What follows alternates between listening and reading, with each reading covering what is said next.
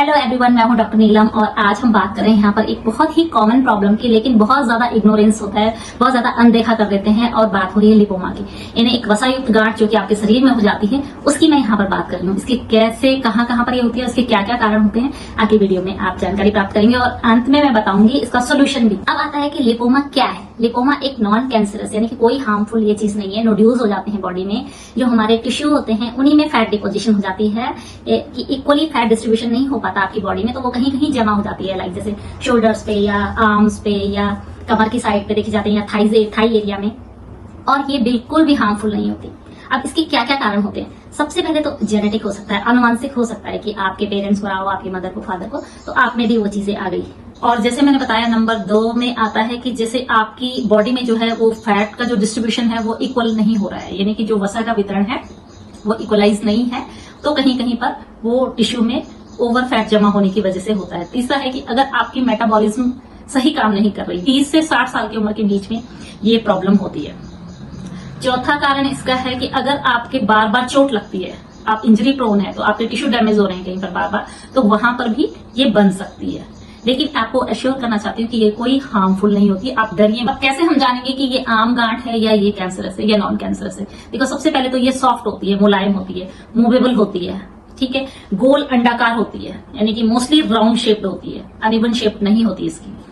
और दबाने पर ये थोड़ा सा हल्का पेन कभी कभी आपको कर सकती है, अदरवाइज पेन भी कभी कभी नहीं मिलते हैं। होम्योपैथिक मेडिसिन, होम्योपैथी में बहुत बढ़िया इलाज है, मैंने कई सारे पेशेंट इससे ठीक किए हैं।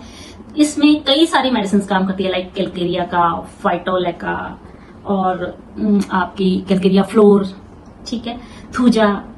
बट मैं हमेशा कहती हूँ कि सेल्फ मेडिकेशन से बचना चाहिए। आप किसी एक्सपर्ट होम्योपैथिक डॉक्टर की सलाह ले सकते हैं, आप क्लिनिक पर जाकर अपने सिम्टम्स के अकॉर्डिंग, क्योंकि बहुत सारी चीजें होती है जहां पर की कॉज हम लोग देखते हैं कि क्या रीजन है। जैसे मैं बता रही थी 3-4 कॉज की, ये जेनेटिक है या कोई टिश्यू डैमेज की वजह से है या फैट डिस्ट्रीब्यूशन आपके सही नहीं है या आप कोई लॉन्ग सफरर रहे हो, कोई डायबिटिक है या हाइपरटेंसिव है, उस वजह से हो सकती है। तो जरूर आप अपने नियरर होम्योपैथिक डॉक्टर से कंसल्ट करिए और आपकी प्रॉब्लम जल्दी से सॉल्व हो जाएगी।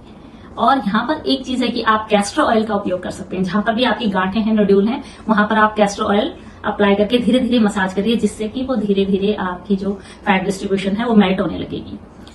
और अगर आपको ये जानकारी अच्छी लगती है तो प्लीज मेरे चैनल को लाइक और सब्सक्राइब कर दीजिए, बहुत सारे लोगों के साथ शेयर कर दीजिए। Thank you so much. Lipoma है तो हमें घरेलू सुझाव क्या क्या है, हम घर में क्या कर सकते हैं इसके लिए? जैसे कि मैंने बताया कि बहुत ज्यादा फैटी डाइट लेने से आपको बचना है, नियमित आपको एक्सरसाइज करना है, कैस्टर ऑयल का आपको उपयोग करना है मसाज के लिए, और आप इंटेक भी कर सकते हैं उसका। और ग्रीन टी, लहसुन और थोड़ा सा हल्दी अपने भोजन में जरूर उपयोग करिए। तो ये इनसे आपको बहुत जल्दी विद मेडिसिन आपको बहुत जल्दी इस समस्या से आपको राहत मिलेगी।